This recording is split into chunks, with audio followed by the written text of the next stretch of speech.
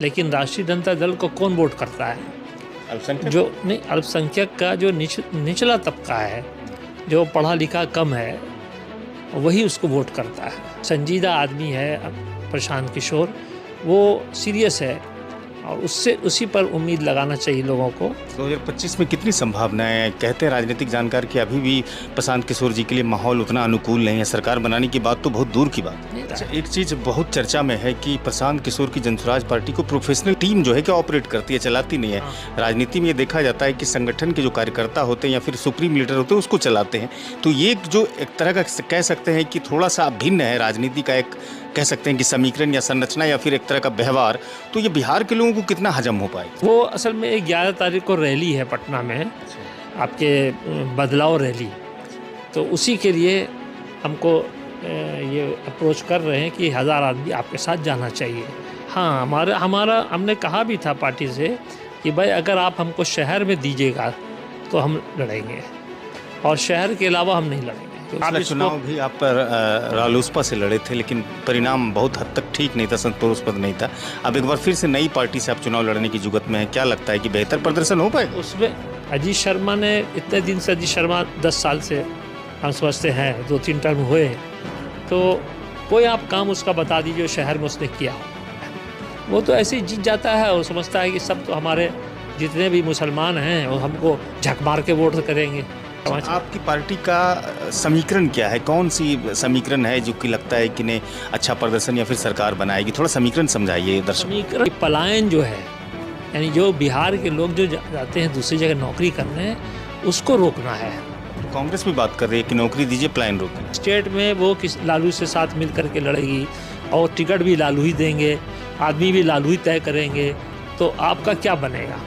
लालू के टाइम में एक भी माइनॉरिटी का कोई जलसा नहीं हुआ, उनको बुला के कोई बात नहीं किया, इनके दर्द को दुख को सुनने वाला कोई नहीं है उनके दौर में। बिहार के मुस्लिम खासतौर से राजनीतिक हिस्सेदारी को लेकर के अभी भी असंतोष व्यक्त करते हैं कि राजनीतिक हिस्सेदारी किसी पार्टी में नहीं मिल पाती है। तो हम ये चाहते हैं कि हर मुसलमान जो खड़ा होता है किसी पार्टी से, उसमें आप मुआवजा कीजिए कि हम उसी को वोट करेंगे और किसी को वोट नहीं करेंगे। हमारी जैसे आप मायावती है, उसका दलित वोट मायावती को जाता है। तो ध्रुवीकरण और तुष्टीकरण की बात कर रहे हैं। सलमान अगर खड़ा होता है इन 70 से 80 सीटों पर, तो हम मुसलमान को वोट देंगे, चाहे वो हार जाए या 5000 वोट लाए। चूँकि बिहार ये साल चुनावी वर्ष के रूप में जाना जा रहा है, यहाँ विधानसभा चुनाव होंगे, इसलिए सभी राजनीतिक दल अपनी तरफ से ताकत झोंक रही है जनता को अपनी तरफ आकर्षित करने के लिए। जनसुराज एक बार फिर से चर्चा में है बकविल को लेकर के। पहले जदयू ने बकविल का साथ दिया, राष्ट्रीय जनता दल ने उसका अपोज किया और जनसुराज पार्टी भी अपोज कर रही है। हमारे साथ पूर्व विधानसभा प्रत्याशी सैयद शाह अली सज्जाद साहब हैं और अभी फ़िलहाल ये जनसुराज से जुड़े हुए हैं। प्रोफेशनल टीम इनसे मुलाकात करी है। क्या कुछ है विधानसभा चुनाव को लेकर के इनके जेहन में, उस पर हम प्रकाश डालने की कोशिश करेंगे और पूरा जो बिहार का राजनीतिक समीकरण है वो जनसुराज के हित में कितना बेहतर है, इसको भी हम समझने की कोशिश करेंगे। चूँकि सर ये तो साल कहते हैं कि विधानसभा चुनाव होना है, इस साल में आप जनसुराज पार्टी से जुड़े हुए हैं। अभी आपने देखा कि वक्फ बिल में प्रशांत किशोर जी ने समर्थन नहीं बल्कि उनका अपोज कर दिया है, और इस साल चुनाव है, तो पहले प्रशांत किशोर जी का क्या है विजन, और ये वक्फ बिल को लेकर के जो आप लोगों ने अपोज किया है, इस पर क्या है आपकी राय? देखिए, इस वक्त जो है तो बिल तो पास हो गया, लेकिन अब उस पर बाकी लोग समीक्षा करेंगे क्या आया, और फिर पूरी रिपोर्ट में है क्या, कि बहुत सारे लोगों को ये भी नहीं मालूम है। और तो एक लमसम बातें थोड़ी देर में कही गई, क्योंकि 2500 पेज का वो डिटेल्स है उसमें, और उसमें 5-6 घंटा डिबेट के लिए दिया गया। कोई कुछ बोला, कोई कुछ बोला, लेकिन ये तो साफ़ होने के बाद ही समझ में आएगा। फिर इस वक्त जो नीतीश कुमार ने जो सपोर्ट करने से इनकार कर दिया और उन्होंने बिल का सपोर्ट कर दिया, और तो इससे ये नुकसान होगा बिहार में नीतीश कुमार को कि माइनॉरिटी जो है वो अब उनको वोट नहीं करेगी। क्योंकि आपकी पार्टी को फ़ायदा होगा कि नहीं? हाँ, इससे ये फ़ायदा होता है कि प्रशांत किशोर सपोर्ट में हैं, इसलिए उनको फ़ायदा होगा लाजमी तौर पर। लेकिन आपका ऑल्टरनेटिव विकल्प भी तो है राष्ट्रीय जनता दल, तो माइनॉरिटी वोट खासतौर से उसकी तरफ हमेशा सपोर्ट में। राष्ट्रीय जनता दल है, लेकिन राष्ट्रीय जनता दल को कौन वोट करता है? अल्पसंख्यक जो नहीं, अल्पसंख्यक का जो निचला तबका है, जो पढ़ा लिखा कम है, वही उसको वोट करता है, क्योंकि उसने जिस तरह से सरकार चलाई है उसको तो मौका दिया जा चुका, और वो अभी भी वो अपने मिजाज और तबीयत को जो लोग हम लोग जानते हैं, जो समाज में वो लोग रहते हैं, जो उनकी आबादी है, वो किस तरह से बिहेव करती है बाकी लोगों के साथ। ये ठीक है कि एक ज़माने में माईसवीकरण था, लेकिन अब वो बात नहीं है। इसलिए हम जहाँ तक समझते हैं एक संजीदा आदमी है प्रशांत किशोर, वो सीरियस है, और उससे उसी पर उम्मीद लगाना चाहिए लोगों को, और सपोर्ट भी करना चाहिए, वोट भी करना चाहिए। 2025 में कितनी संभावनाएं हैं? कहते हैं राजनीतिक जानकार कि अभी भी प्रशांत किशोर जी के लिए माहौल उतना अनुकूल नहीं है। सरकार बनाने की बात तो बहुत दूर की बात है। नहीं, सरकार बनाने की बात नहीं है, बल्कि वो तो एक स्टेप बढ़ रहे हैं आगे कि हम इलेक्शन लड़ रहे हैं। वो तो माहौल तो आस्ते आस्ते बनता है, और नियर अबाउट जाके माहौल बदलता है कि आखिर हम वोट किसको करें। अगर हमारे सामने सिर्फ आरजेडी नहीं है, कांग्रेस भी है, और उसके बाद फिर यहाँ आपके समझिए कि जिन लोगों ने उसको सपोर्ट किया है बीजेपी को, उसको छोड़ करके कांग्रेस और आरजेडी है, तीसरा कौन है? असदुद्दीन की पार्टी भी तो बिहार में है। बिहार में है, लेकिन बहुत कम उसका है जनाधार। जिस तरह से वो मुखर होकर बोलते हैं, उस एतबार से उनका जो है एक आपके पूर्वांचल में उनका असर ज़रूर माना जाता है। एक चीज़ बहुत चर्चा में है कि प्रशांत किशोर की जनसुराज पार्टी को प्रोफेशनल टीम जो है क्या ऑपरेट करती है, चलाती नहीं है। हाँ। राजनीति में ये देखा जाता है कि संगठन के जो कार्यकर्ता होते हैं या फिर सुप्रीम लीडर होते हैं उसको चलाते हैं।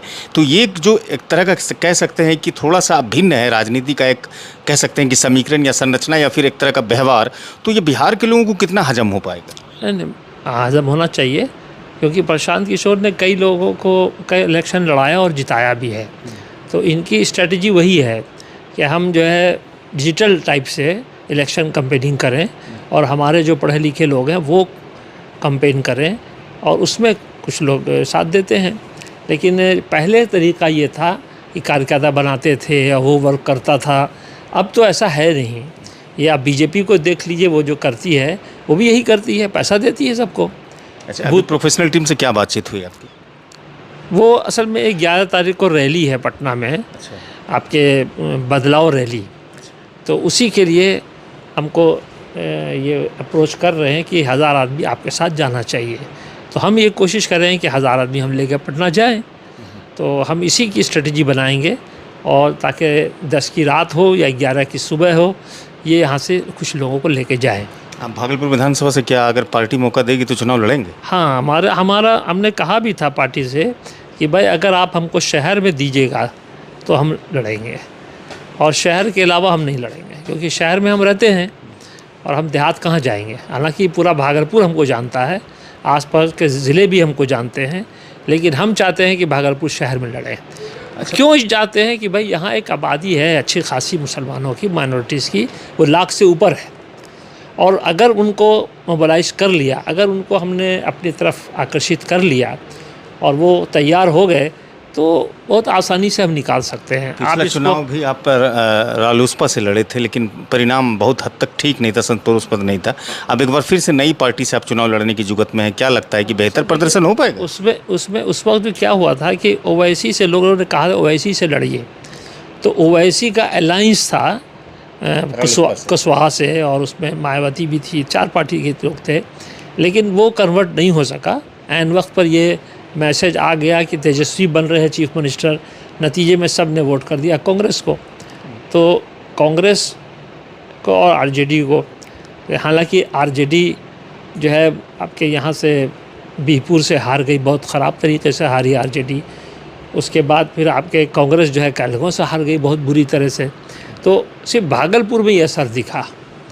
हालांकि भागलपुर के लोगों का मिजाज तो बड़ा मुश्किल है, लेकिन एक बार मेहनत की ज़रूरत है। एक बार फिर से आपको अजीत शर्मा से ही मुकाबला करना होगा। पिछला चुनाव भी उसी से आप किए थे। अब मुकाबला तो जिससे भी हो, लड़ना तो कोई भी मैदान में होगा उससे लड़ना पड़ेगा। ऐसे तो होता नहीं है कि बगैर लड़ाई के हम जीत जाएं। अजीत शर्मा ने इतने दिन से, अजीत शर्मा 10 साल से हम समझते हैं 2-3 टर्म हुए, तो कोई आप काम उसका बता दीजिए शहर में उसने किया हो। ऐसा कोई काम, लाइटें लगवा दिया हो, बत्ती लगवा दिया, पुल बनवा दिया हो, नाली बनवा दिया हो, कोई भी काम उसने नहीं किया है। वो तो ऐसे ही जीत जाता है और समझता है कि सब तो हमारे जितने भी मुसलमान हैं वो हमको झक मार के वोट करेंगे। ये तो इसीलिए वो स्टैंड भी खड़ा भी हुआ एमपी के इलेक्शन में, नतीजा क्या हुआ, हार गया। तो अब वो बात नहीं है, जिस वक्त ऐसी बात थी, लेकिन इस वक्त अब हम लोगों को सोच समझ के वोट करना चाहिए। समझ आपकी पार्टी का समीकरण क्या है? कौन सी समीकरण है जो कि लगता है कि ने अच्छा प्रदर्शन या फिर सरकार बनाएगी? थोड़ा समीकरण समझाइए दर्शक। समीकरण की बात नहीं है, जो वो बातें कर रहे हैं उस पर ध्यान देने का है। वो क्या बात कर रहे हैं कि पलायन जो है, यानी जो बिहार के लोग जो जाते हैं दूसरी जगह नौकरी करने, उसको रोकना है। अब तो कांग्रेस भी बात कर रही है कि नौकरी दीजिए, पलायन रोकिए। कांग्रेस को तो 60-70 साल लोगों ने देखा, लेकिन कांग्रेस इतना आसानी से नहीं कर पाएगी ना। और कांग्रेस जो है सेंट्रल की गवर्नमेंट है, सेंट्रल में अपना चाहती है कि हम वहाँ सरकार बनाएं। स्टेट से उसका मतलब नहीं है। स्टेट में वो किसी लालू से साथ मिल करके लड़ेगी और टिकट भी लालू ही देंगे, आदमी भी लालू ही तय करेंगे, तो आपका क्या बनेगा? आपकी कोई बात नहीं रहेगी। लालू के टाइम में एक भी माइनॉरिटी का कोई जलसा नहीं हुआ, उनको बुला के कोई बात नहीं किया, इनके दर्द को दुख को सुनने वाला कोई नहीं है उनके दौर में। तो अब उसी पर रहिएगा कि अपने आप को देखिएगा। अगर कोई आदमी कह रहा है कि हम आपको सीट भी देंगे और आपकी बात भी करेंगे, तो असल तो हमारे सामने यह है कि सीट मैक्सिमम जानी चाहिए मुसलमानों को, असेंबली में भी और पार्लियामेंट में भी। आखिर में एक प्रश्न करेंगे। बिहार के मुस्लिम खासतौर से राजनीतिक हिस्सेदारी को लेकर के अभी भी वो संतोष व्यक्त करते हैं कि राजनीतिक हिस्सेदारी किसी पार्टी में नहीं मिल पाती है। आप क्या करेंगे इस पूरे एक विजन बताइए। हमने जो सोचा है वो ये सोचा है कि हमारा जो यानी असर कहिए, प्रभाव कहिए, वो सब ख़त्म हो चुका है मुसलमानों का। किसी पार्टी में हमारा भाव नहीं है। कोई आदमी बोलता है तो ऐसे ही बोलता है, 2-4 आदमी को ऑब्लाइज कर देता है, कोई ठीक है, लेकिन मास को नुकसान है।